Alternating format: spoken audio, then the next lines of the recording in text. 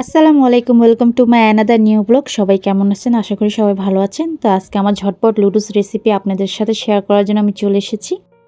তো সবজি দিয়ে লুডুস রান্না করব।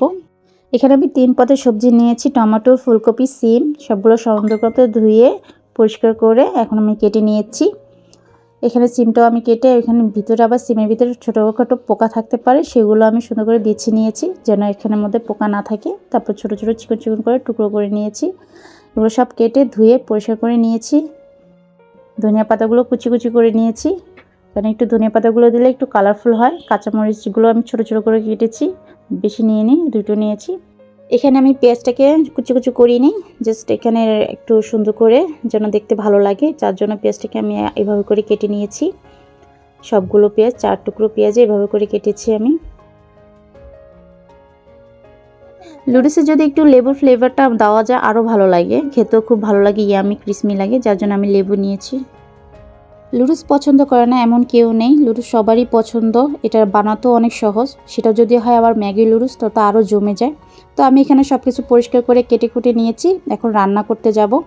গরম কড়াই তেল দিয়ে দিয়েছি, পেঁয়াজগুলো দিয়ে দিয়েছি, কাঁচামরিচ বেশ একটা লাল করব না, হালকা হালকা রেখে দেব। ডিম দিয়ে দিয়েছি, ডিম দিয়ে এটা সুন্দর করে নেড়ে চেড়ে নেব ভালোভাবে, একদম পেঁয়াজ কাঁচামরিচের সাথে যেন মিশে যায়। আমি এখানে হালকা করে সামান্য স্বাদ মতো লবণ দিয়েছি, কারণ এখানে সবজি দেব তাই লবণ একটু দিয়ে দিয়েছি। সবজিগুলো একটু হালকা ভাজা করে সামান্য পরিমাণ পানি দেব, ফুটে আসলে এখানে আমি মশলাটা মেখে দেব।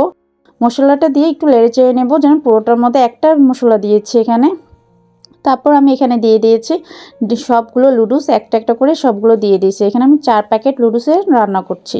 তারপর হালকা করে একটু ভেঙে নিচ্ছি, যেন এগুলো পুরোগুলো সুন্দর করে সবজিও সিদ্ধ হয়, সাথে লুডুসটাও সিদ্ধ হয়ে যায়। তারপর উপরে দিয়ে আমি টমেটোগুলো দিয়ে দিয়েছি, যেন টমেটোটা আরও সুন্দর কালারফুল হয়। সবগুলো ম্যাগি লুডুসের মশলা দিয়ে দিয়েছি এখানে বাড়তি কোনো মশলা আর অ্যাড করিনি, কারণ এই মশলা দিয়ে খুব ভালোভাবে লুডুসটা রান্না করা যায়। আর সাথে লেবুর রসটা দিয়ে দিয়েছি, একটু ক্রিসমি হবে, ভালো লাগবে। আমার ফাইনালি লুডুস রান্না কমপ্লিট হয়ে গেছে। তো আমি এখানে ধনিয়া পাতাগুলো দিয়ে একটু নেড়ে চেড়ে নিচ্ছি। তো পরিবেশনের পালা, চলেন পরিবেশন করি। এখানে আমি একটা ডিম আগে সিদ্ধ করেছি, এজন্য ওই ডিমগুলো সাইডে সুন্দর করে পরিবেশন করলাম। আজকের জন্য এই পর্যন্তই, সবাই ভালো থাকবেন, আল্লাহ হাফেজ।